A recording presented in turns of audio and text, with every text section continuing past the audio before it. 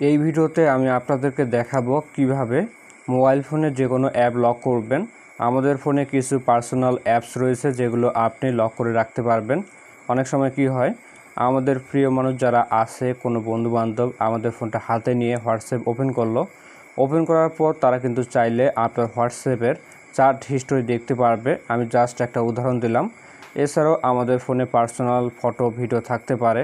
আপনি যদি চান এগুলো কাউকে না দেখাতে, সেক্ষেত্রে আপনি গ্যালারি অথবা ফাইল ম্যানেজার অ্যাপ লক করে রাখতে পারবেন। এই জন্য আপনাদেরকে কোনো অ্যাপ ডাউনলোড করতে লাগবে না। ফোনের সেটিংস থেকে আমরা যে কোনো অ্যাপ লক করতে পারবো। এই জন্য সবার প্রথমে আপনি আপনার ফোন থেকে সেটিংস ওপেন করবেন। এরপর একটু নিচের দিকে আসবেন। এখানে একটা অপশন পাবেন সিকিউরিটি অ্যান্ড প্রাইভেসি, আপনি এই অপশনে ক্লিক করবেন। এরপর একটু নিচের দিকে আসবেন।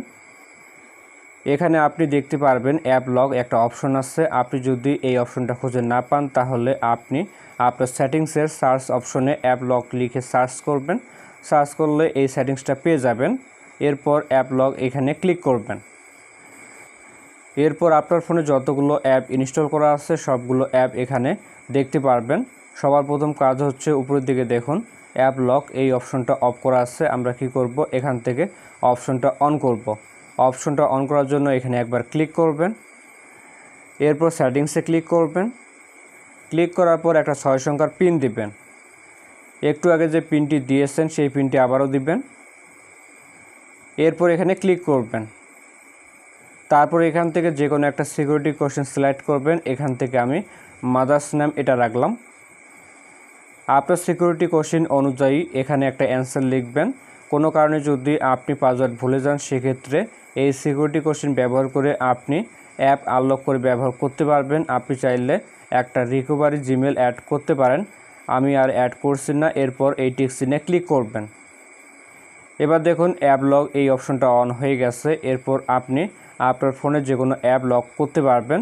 এখান থেকে আমি আপনাদেরকে যে কোনো একটা অ্যাপ লক করে দেখাচ্ছি।